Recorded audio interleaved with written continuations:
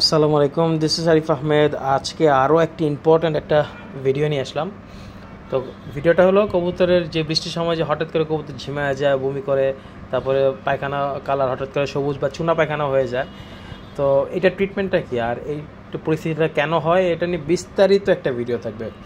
তো কেউ ভিডিওটি স্কিপ না করে সম্পূর্ণরূপে দেখবেন। আর আমার চ্যানেলটি যদি ভালো লেগে থাকে তাহলে অবশ্যই লাইক, কমেন্ট এবং সাবস্ক্রাইব করে আমার সাথে থাকবেন। চলুন যে আজকে ভিডিওতে। তো ভিডিওটা খুবই কার্যকরী ভিডিও। যারা আমরা কবুতর পালি, হাঁস মুরগি পালি, অথবা দেখা যায় যে ব্রয়লার মুরগি আছে বা বিভিন্ন ধরনের পেটস আছে, বার্ডসগুলান আছে, তো তাদের জন্য খুবই ইম্পর্ট্যান্ট ভিডিও। তো আমার যেই খামারে হঠাৎ করে সবুজ পায়খানা ছাড়ে, তো সবুজ পায়খানা কবুতর ছাড়া পরে কিছু কিছু কবুতর প্রায় 10-12 জোড়া, তো আমার যে কর্মচারী আছে সে ভয় পেয়ে গেছে অ্যাজ ইউজুয়াল। তো বললো, আমাকে বলার সাথে সাথে আমি ফার্মে গেলাম সকালবেলায়। যাওয়ার পরে যা দেখি যে কিছু কিছু কবুতর সবুজ পায়খানা ছেড়ে দিছে। তো তখন যেহেতু বৃষ্টি শুরু হয়েছে, তো আমি জানি সেই 2007 সাল থেকে ফার্মিং করতেছি এবং কমার্শিয়ালি ফার্মিং করতেছি। তো তার আগে তো নর্মালি ফার্মিং করতাম। তো তো সাথে সাথে আমি কী করলাম, ট্রিটমেন্ট করে ফেললাম। তো আমার যেহেতু ট্রিটমেন্ট জানা হয়েছে, আমার জন্য সহজ হয়েছে। তো ভিডিওটা করছে আমি একদিন পরে। দেখতে পাচ্ছেন সবুজ পায়খানাগুলো ভালোর দিকে চলে যাচ্ছে। আগে হলুদ মানে চুনা পায়খানাও ছেড়ে দিয়েছিল এমন এমন কবুতর কিছু। তো তারপরে আলহামদুলিল্লাহ একদিন আমি এই ভিডিওটা করছি একদিন পরে। তো এখন অনেকগুলো কবুতরই সুস্থ এবং ঝরঝরা। এখন দেখতে পাচ্ছেন কবুতরটি কি ঝরঝরা হয়ে গেছে।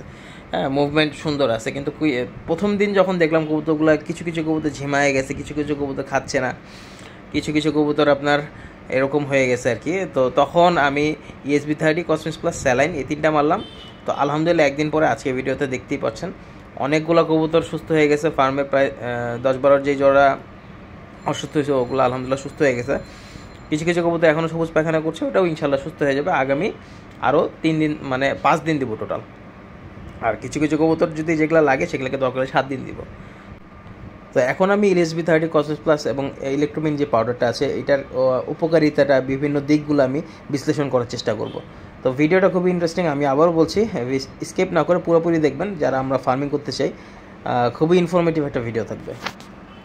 তো ESB30টা বেসিক্যালি আপনার কবুতরের পায়খানার জন্য ইউজ করা হয়। পায়খানা যদি একদম সবুজ পায়খানা বা একদম কটকটা সবুজ বা চুনা পায়খানা হয়, অথবা দেখা যায় যে কবুতরের পায়খানাটা ভিজলে ভিজলে হয়, চুনা পায়খানা হয়, বা পায়খানার সাথে আপনার ব্লাড বের হচ্ছে, তো সেক্ষেত্রে আপনি ESB30 আপনার মাস্ট। কবুতর যখন বমি করে, বমির সাথে পানি খায় বেশি, তখন আপনি ESB30টা কসমিক্স প্লাসের সাথে আপনার অ্যাড করে ইউজ করতে হবে। বেসিক্যালি এটা কলেরা এবং টাইফয়েড রোগের জন্য খুব ভালো ভালো কাজ করে। কক্সিডিয়াসিস বা রক্ত আমাশয়ের জন্য খুব ভালো কাজ করে। তো ব্যবহার বিধিটা হলো 1.5 থেকে 2 গ্রাম প্রতি আপনার লিটারে, অথবা আপনার যদি তীব্র রোগ হয় তাহলে আপনার 2.5 গ্রাম করে দিতে হবে 3 থেকে 5 দিন। যদি আপনি 3 দিনে সুস্থ হয়ে যায় তাহলে 3 দিন, না সুস্থ হলে 5 দিন, 5 দিনে সুস্থ না হলে 7 দিন পর্যন্ত আপনারা ব্যবহার করতে পারেন। তো কসমিক্স প্লাস ভেট এইটা বেসিক্যালি আমার কাছে প্যাকেট আকারে ছিল না, তো আমি নর্মালি প্যাকেট থেকে কেটে এয়ারটাইট একটা বোতলে রেখে দিই। তো আপনারা এইভাবে প্রিজার্ভ করতে পারেন। এটা বেসিক্যালি আপনার কবুতরের ঠান্ডা এবং নাকে পানি, চোখে পানি, অথবা কবুতর ঝিম মেরে থাকে, তো সেক্ষেত্রে খুব ভালো ইউজ হয়। এবং কসমিক্স প্লাস ভেট নিয়ে আমার সম্পূর্ণ একটা ভিডিও আছে, ওই ভিডিওটা অবশ্যই আপনারা দেখে নেবেন। আর পরিমাণটা যদি বলি তাহলে আপনার 1 লিটার পানিতে 1.5 থেকে 2 গ্রাম হালকা রোগে, এবং তীব্র রোগে আপনার 2.5 গ্রাম করে 1 লিটারে দেওয়া লাগবে।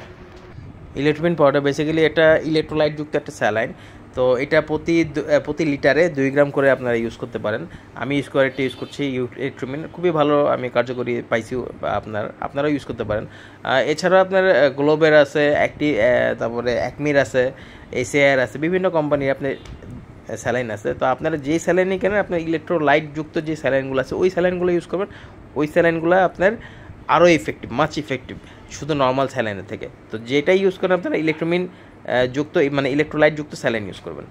তো এইটা বেসিক্যালি ইউজ করা হয় কবুতরের, যখন কবুতর অবসাদগ্রস্ত থাকে, মানে কবুতর ঝিম মারা আছে, কবুতর যেহেতু অসুস্থ আছে, কবুতর ঝিম মারা থাকবে। তারপর দেখা যায় যে কবুতরের পায়খানা যেহেতু খারাপ হয়েছে, কবুতরের শরীর থেকে খনিজ পদার্থগুলো বের হয়ে যাচ্ছে, এবং কবুতরের বিভিন্ন উপকারী ব্যাকটেরিয়াগুলো বের হয়ে যায়, উপকারী ব্যাকটেরিয়াগুলো মারা যায়। তো কবুতর দেখা যায় যে অনেক অসুস্থ হয়ে পড়ে। তো তখন দেখা যায় যে ওদের এনার্জি বুস্টিংয়ের জন্য, ওদের কার্যকারিতাটা মানে বৃদ্ধি করার জন্য আপনারা ইলেকট্রোলাইট স্যালাইনটা ইউজ করতে পারেন।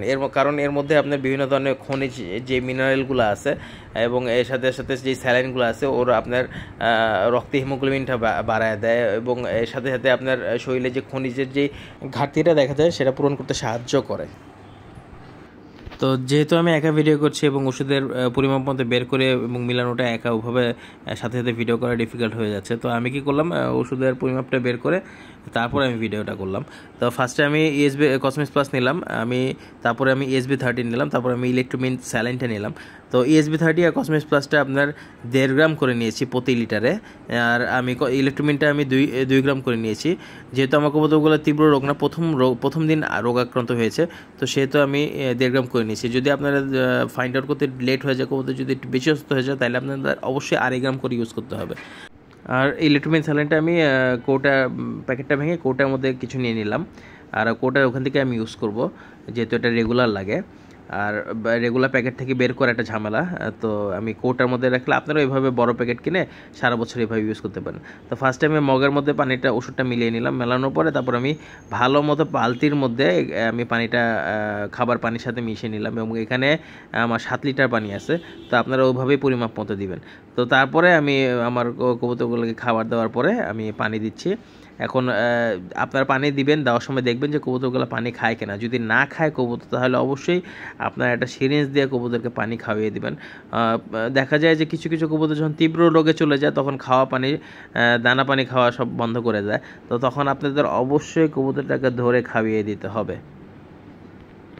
তো এখন ভিডিওর স্কিপ না করে পুরোপুরি দেখবেন, কারণ এখন আরও গুরুত্বপূর্ণ কিছু টিপস দিব, এবং এই টিপসগুলো আমার বিগত 15 বছরের কবুতর পালনের এক্সপিরিয়েন্স থেকে নেওয়া, এবং আপনাদের খুবই কাজে দিবে আশা করি।